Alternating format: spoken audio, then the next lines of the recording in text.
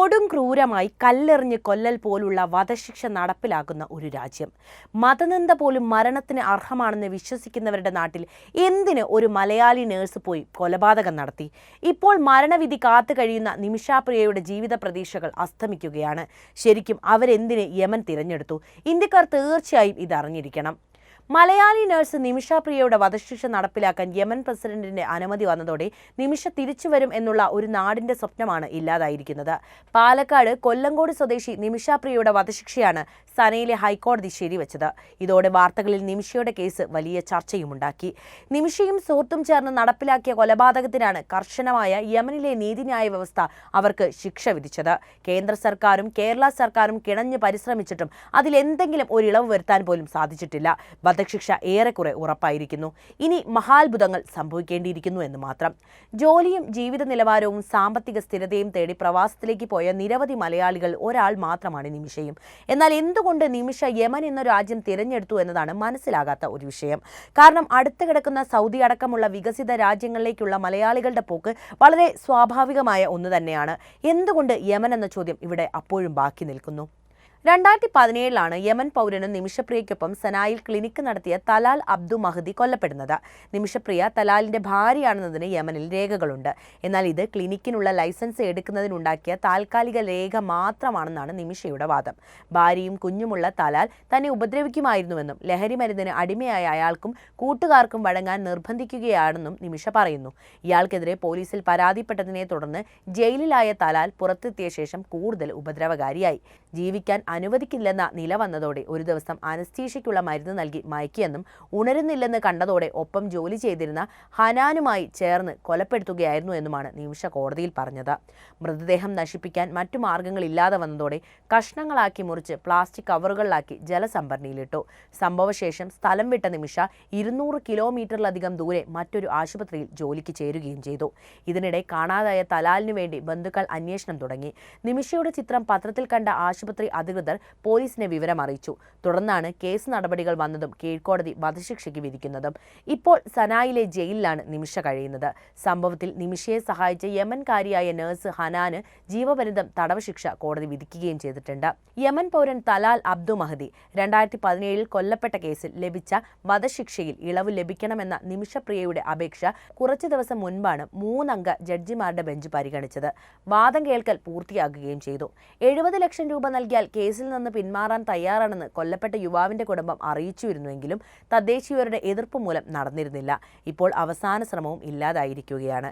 നിമിഷപ്രിയയുടെ ജയിൽ മോചനത്തിനു വേണ്ടി ദൈവത്തോട് പ്രാർത്ഥിക്കുകയായിരുന്ന ലോകത്തെ മലയാളികൾ ഓരോരുത്തരും ആ സത്യം ഇപ്പോൾ തിരിച്ചറിഞ്ഞിരിക്കുന്നു. യമൻ അധികാരികളുടെ ശിക്ഷാവിധിയിൽ ഇളവ് വരുത്താൻ കഴിവിന്റെ പരമാവധി ശ്രമം കേന്ദ്ര സർക്കാരിന്റെ ഭാഗത്തുനിന്നും ഉണ്ടായിട്ടുമുണ്ട്. വധശിക്ഷ ഒഴിവാക്കപ്പെടുമെന്നും നിമിഷപ്രിയ മോചിതയാകുമെന്നുമാണ് എല്ലാവരും ഉറച്ചു വിശ്വസിച്ചിരുന്നത്. ഗൾഫ് രാജ്യങ്ങളിലെ വധശിക്ഷാ വിധികളെക്കുറിച്ച് പറയുമ്പോൾ ഒക്കെ തന്നെ വ്യാകുലപ്പെട്ടവരാണ് നമ്മൾ മലയാളികൾ. എന്നാൽ അതേ റീജിയനിൽപ്പെട്ട യമനിലോ ശിക്ഷാവിധികൾ കേൾക്കുമ്പോൾ തന്നെ നമുക്ക് ചിലപ്പോൾ ബോധക്ഷയം സംഭവിച്ചേക്കാം. കാരണം മാനുഷികമായ യാതൊരു പരിഗണനയും നൽകാതെ ശിക്ഷാവിധി നടപ്പിലാക്കുന്നതിൽ കുപ്രസിദ്ധി ആർജിച്ചവരുടെ നാടാണ്, ഭരണകൂടമാണ് യമനിലുള്ളത്. യമനിലെ ശിക്ഷാരീതിയെക്കുറിച്ചാണ് ഇനി പറയുന്നത്. ലോകത്ത് കൂടുതൽ വധശിക്ഷ നടപ്പിലാക്കുന്ന രാജ്യമെന്ന കുപ്രസിദ്ധിക്കുടമയാണ് യമൻ. വധശിക്ഷ ഇവിടെ നിയമപരവുമാണ്. പൊതുസ്ഥലങ്ങളിൽ ഉൾപ്പെടെ വധശിക്ഷ നടപ്പിലാക്കാറുമുണ്ട്. കൊടും ക്രൂരമായി കല്ലെറിഞ്ഞ് കൊല്ലൽ പോലുള്ള വധശിക്ഷ നടപ്പാക്കാനും യമനിൽ നിയമം അനുവദിക്കുന്നുണ്ടത്രേ. എന്നാൽ അത്തരമൊരു ശിക്ഷ അടുത്ത കാലത്തെങ്ങും നടന്നതായി റിപ്പോർട്ടുകളില്ല. ഗൾഫ് രാജ്യങ്ങൾ ഉൾപ്പെടെയുള്ള ചിലയിടങ്ങളിൽ തലവെട്ടിയും ശിക്ഷ നടപ്പിലാക്കാറുണ്ട്. ഇപ്പോൾ യമനിൽ നിലനിൽക്കുന്ന വധശിക്ഷാ രീതി വെടിവെച്ച് കൊല്ലുക എന്നതാണ്. ഇതിനായി പ്രത്യേക സ്ഥലങ്ങൾ തന്നെയുണ്ട്. അവിടെ വെച്ച് മാത്രമേ ശിക്ഷ നടപ്പിലാക്കുകയുള്ളൂ. അപൂർവമായാണ് പൊതുസ്ഥലത്ത് വെച്ച് ശിക്ഷ നടപ്പിലാക്കാറുള്ളത്. വധശിക്ഷ നടപ്പിലാക്കുന്ന സ്ഥലത്തേക്ക് കണ്ണുകൾ മൂടിക്കെട്ടി പ്രതിയെ എത്തിക്കും. അവിടെ തറയിൽ ഒരു പുതപ്പോ കാർപ്പറ്റോ വിരിച്ചിട്ടുണ്ടാകും. പ്രതിയുടെ കൈവിലങ്ങുകൾ അഴിച്ചുമാറ്റിയ ശേഷം മുഖം കീഴേക്കാക്കി കമഴ്ത്തി കിടക്കാൻ ആവശ്യപ്പെടുന്നു. പ്രതി ആ നിർദ്ദേശം അനുസരിച്ച് അല്പം കഴിയുന്നതോടെ തന്നെ ആരാച്ചാർ ശിക്ഷ നടപ്പിലാക്കും. പ്രതിയുടെ മുതുകിൽ ഹൃദയത്തിന്റെ ഭാഗത്തേക്കാണ് വെടിയുണ്ട ചെന്ന് പതിക്കുക. ഓട്ടോമാറ്റിക് റൈഫിൾ കൊണ്ട് ഒന്നിലധികം തവണ വെടിവെക്കുന്നതാണ് രീതി. വെടിയുണ്ടകളേറ്റ് ഹൃദയവും സുഷുമ്നയും ശ്വാസകോശവും തകർന്ന് ലെവലേശം വേദന പോലും അറിയാതെ പ്രതി ഈ ലോകത്തോട് വിട പറഞ്ഞിട്ടുണ്ടാകും. പ്രതിയുടെ ഹൃദയം ഏതു ഭാഗത്താണെന്ന് ആരാച്ചാർക്ക് ഡോക്ടർ കൃത്യമായി നിർദ്ദേശം നൽകും. ഹൃദയമാണ് ആരാച്ചാരുടെ പ്രധാന ലക്ഷ്യം. അണുവിട തെറ്റാതെ അവിടെ തന്നെയായിരിക്കും ആരാച്ചാർ വെടിവെക്കുക. മരണം ഉറപ്പാക്കിയ ശേഷം ശരീരം സംസ്കാരത്തിനായി വിട്ടു നൽകും. കൊടും കുറ്റവാളികൾക്ക് വധശിക്ഷ നടപ്പിലാക്കുന്നതിന് മുൻപ് ചാട്ടവാറടി നൽകുന്ന പതിവും യമനിലുണ്ട്. കൊലപാതകം, ബലാത്സംഗം തുടങ്ങിയ കുറ്റങ്ങൾക്കാണ് യമനിൽ സാധാരണ വധശിക്ഷ നടപ്പിലാക്കാറുള്ളത്. ഇതിനോടൊപ്പം വ്യഭിചാരം, മതനിന്ദ, മയക്കുമരുന്ന് കടത്തൽ, കൊള്ള, മരണത്തിലേക്ക് നയിക്കുന്ന സ്വത്ത് നശിപ്പിക്കൽ, രാജ്യദ്രോഹം, കള്ളസാക്ഷി പറയുക എന്നിവയ്ക്കും വധശിക്ഷ നൽകാറുണ്ട്. ചില കേസുകളിൽ പിടിയിലാകുന്നവർക്ക് വധശിക്ഷയ്ക്ക് മുൻപ് ചാട്ടവാറടി നൽകുന്നതും ഇവിടെ പതിവാണ്. ഇത് പരസ്യമായിട്ടായിരിക്കും മിക്കപ്പോഴും ചെയ്യാറുള്ളത്. ശിക്ഷയുടെ കാഠിന്യം കണ്ടറിഞ്ഞ് മറ്റുള്ളവർ അത്തരം തെറ്റ് ആവർത്തിക്കാതിരിക്കാനാണ് പരസ്യമായി ഇത്തരം ശിക്ഷാവിധികൾ നടപ്പിലാക്കുന്നത്. നാളുകൾ നീണ്ട വിചാരണയ്ക്ക് ശേഷമാണ് ശിക്ഷ നടപ്പിലാക്കുന്നത് പോലും. ഈ സമയം അപ്പീൽ കൊടുക്കാനും കൊലപാതകമാണെങ്കിൽ ബ്ലഡ് മണി നൽകി കേസ് ഒത്തുതീർപ്പാക്കാനും അവസരമുണ്ടാകും. ഒടുവിൽ യമൻ ഭരണാധികാരി ദയാഹർജി തള്ളുന്നതോടെ വധശിക്ഷ നടപ്പിലാക്കാനുള്ള തീയതി കുറിക്കപ്പെടും. ക്രൂരമായി വധശിക്ഷ നടപ്പിലാക്കുന്ന യമന്റെ ചരിത്രവും അതിന്റെ സമകാലികതയും അറിയേണ്ടത് തന്നെയാണ്. അറേബ്യൻ ഉപദ്വീപിലെ ഏറ്റവും പുരാതനവും സാംസ്കാരിക സമ്പന്നവുമായ ഒരു ചരിത്രം അവകാശപ്പെടുന്ന നാടാണ് ഈ യമൻ. മറ്റു ജനവിഭാഗങ്ങളിൽ നിന്ന് വ്യത്യസ്തമായി പുരാതന കാലം തൊട്ടുതന്നെ സ്ഥിരവാസികളാണ് യമനികൾ. മറ്റ് അറേബ്യൻ ജനതകൾ നാടോടികളോ അർദ്ധനാടോടികളോ ആയിരുന്നു എന്ന് പറയപ്പെടുന്നു. ഇന്ന് ദരിദ്ര രാജ്യങ്ങളുടെ നിരയിലാണെങ്കിലും സമ്പന്നമായ ഒരു സംസ്കാരമാണ് യമനി ജനതയ്ക്ക് അവകാശപ്പെടാനുള്ളത്. BC 1000 മുതൽ AD 200 വരെ ഇവിടെ നിലനിന്നിരുന്ന സബോയിയൻ രാജവംശം മാരിബ് തലസ്ഥാനമാക്കിയാണ് യമൻ ഭരിച്ചിരുന്നത്. ഐതിഹ്യപ്രകാരം നോഹയുടെ മൂത്തപുത്രൻ ഷേം സ്ഥാപിച്ചതാണ് ഈ പട്ടണം. സബായിയൻ കാലഘട്ടത്തിലാണ് റോമാക്കാർ യമനെ സന്തുഷ്ടമായ അറേബ്യ എന്ന് വിശേഷിപ്പിച്ചത്. അക്കാലത്ത് കൃഷിയും വ്യാപാരവും അഭിവൃദ്ധി പ്രാപിച്ചു. ജലസേചനത്തിനായി വൻതോതിൽ തോടുകളും അണക്കെട്ടുകളും നിർമ്മിച്ചു. BC 700 നിർമ്മിച്ച മാരിബിലെ അണക്കെട്ട് പ്രസിദ്ധമാണ്. നൂറ്റാണ്ടുകൾ അതിജീവിച്ച ഈ അണക്കെട്ട് AD 570 നാശത്തിന് വിധേയമായി. ബൈബിളിലെ പഴയ നിയമത്തിൽ പറയുന്ന ഷേബ രാജ്ഞിയുടെ രാജ്യം ഇതാണെന്നും വിശ്വസിക്കപ്പെടുന്നു. യമനിൽ ഉൽപ്പാദിപ്പിച്ചിരുന്ന കുന്തിരിക്കവും മിറായും വിവിധ രാജ്യങ്ങളിലെത്തി. കടൽ വഴി ഇന്ത്യയുമായി അവർ കച്ചവടത്തിലേർപ്പെട്ടു.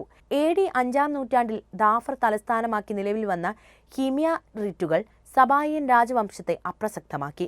അവർ ജൂതമതം ഔദ്യോഗിക മതമാക്കുകയും ക്രൈസ്തവരെ വധിക്കാനും ആരംഭിച്ചു. ഇതോടെ ബൈസന്റൈൻ ചക്രവർത്തി ജസ്റ്റിൻ ഒന്നാമന്റെ പിന്തുണയോടെ ഓക്സ്മിലെ ക്രൈസ്തവ രാജാവ് യമൻ അധിനിവേശിച്ചു. AD 630 അടുത്ത പേർഷ്യൻ ഭരണകാലത്താണ് ഇസ്ലാം മതം യമനിൽ കടന്നുവരുന്നത്. വടക്കൻ യമൻ ഇസ്ലാമിലെ സയ്യിദി വിഭാഗത്തിൽപ്പെട്ട ഇമാമുകളുടെ നിയന്ത്രണത്തിലായിരുന്നു. നജാഹിദ്, സുലൈഹിദ്, ഈജിപ്തുകാരായ അയൂബികൾ, തുർക്കോമന്മാരായ റസൂലിദുകൾ എന്നിവരായിരുന്നു മറ്റ് പ്രബല ഇമാമുകൾ. 19-ാം നൂറ്റാണ്ടിൽ വടക്കൻ യമൻ ഓട്ടോമൻ സാമ്രാജ്യത്തിന്റെ ഭാഗമായി. ഈ കാലത്ത് വടക്കൻ യമനിലെ നിയന്ത്രണം ഇമാമുകൾക്കും തെക്കൻ യമനിൽ ഏദൻ തുറമുഖം കേന്ദ്രമാക്കി ബ്രിട്ടീഷുകാരും നിയന്ത്രണം ഉറപ്പിച്ചിരുന്നു. ഒരുപാട് പ്രതിസന്ധിയിലൂടെയാണ് സമകാലിക യമൻ ഇപ്പോൾ കടന്നുപോയിക്കൊണ്ടിരിക്കുന്നത്. അതിനെക്കുറിച്ചാണ് ഇനി പറയുന്നത്. സാമൂഹിക, രാഷ്ട്രീയ, സാമ്പത്തിക മേഖലകളിൽ വ്യാപിച്ചു കിടക്കുന്ന സങ്കീർണവും കഠിനവുമായ പ്രതിസന്ധിയാണ് യമൻ ഇന്ന് അഭിമുഖീകരിക്കുന്നത്. രാഷ്ട്രീയപരമായി 2014 മുതൽ രാജ്യം വിനാശകരമായ ആഭ്യന്തര യുദ്ധത്തിൽ ഏർപ്പെട്ടു വരികയാണ്. ഹൂതി വിമതർ, അന്താരാഷ്ട്ര അംഗീകാരമുള്ള സർക്കാർ, വിവിധ പ്രാദേശിക മിലിഷ്യകൾ എന്നിവയുൾപ്പെടെ ഒന്നിലധികം വിഭാഗങ്ങൾ ഉൾപ്പെടുന്നവരുടെ തർക്കം ഇപ്പോഴും നടന്നുവരികയാണ്. ഈ വൈരുദ്ധ്യം ദുർബലമായ കേന്ദ്ര അധികാരമുള്ള ഒരു ഛിന്ന ഭിന്നമായ അവസ്ഥയിലേക്ക് നയിച്ചു. ബാഹ്യ ഇടപെടൽ, പ്രത്യേകിച്ച് സൗദി അറേബ്യയും UAEയും പോലുള്ള പ്രബല രാജ്യങ്ങളും യമനിലെ പ്രശ്നങ്ങൾ വഷളാക്കുന്നവരാണ്.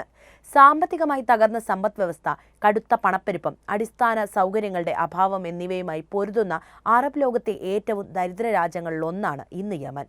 റോഡുകൾ, സ്കൂളുകൾ, ആശുപത്രികൾ എന്നിവയുൾപ്പെടെ സുപ്രധാന അടിസ്ഥാന സൗകര്യങ്ങളെ ഒക്കെ തന്നെ യുദ്ധം തകർത്ത് കളഞ്ഞിട്ടുണ്ട്. അതേസമയം ആഭ്യന്തര പ്രശ്നങ്ങൾ വ്യാപാരത്തെയും എണ്ണ ഉൽപാദനത്തെയും തടസ്സപ്പെടുത്തി. ദശലക്ഷക്കണക്കിന് യമനികൾക്ക് മാനുഷിക സഹായം നിർണായകമായി തീർന്നിരിക്കുകയായിരുന്നു. എന്നാൽ നിലവിലുള്ള സംഘർഷം കാരണം പ്രവേശനം പലപ്പോഴും നിയന്ത്രിക്കപ്പെടാറുമുണ്ട്. ഇപ്പോഴും ആ ചോദ്യം ഇവിടെ നിലനിൽക്കുകയാണ്. ഇത്തരമൊരു സാഹചര്യം നിലനിൽക്കുന്ന യമനിലേക്ക് എന്തിന് നിമിഷയെപ്പോലുള്ള മലയാളികൾ കടന്നു ചെല്ലുന്നു എന്ന പ്രസക്തമായ ചോദ്യം. ഈ വിഷയത്തിലെ നിങ്ങളുടെ അഭിപ്രായം എന്തായാലും കമന്റ് ചെയ്യുക. അപ്പോൾ വീഡിയോ ലൈക്ക് ചെയ്യാനും ഷെയർ ചെയ്യാനും പ്രത്യേകം ശ്രദ്ധിക്കുമല്ലോ.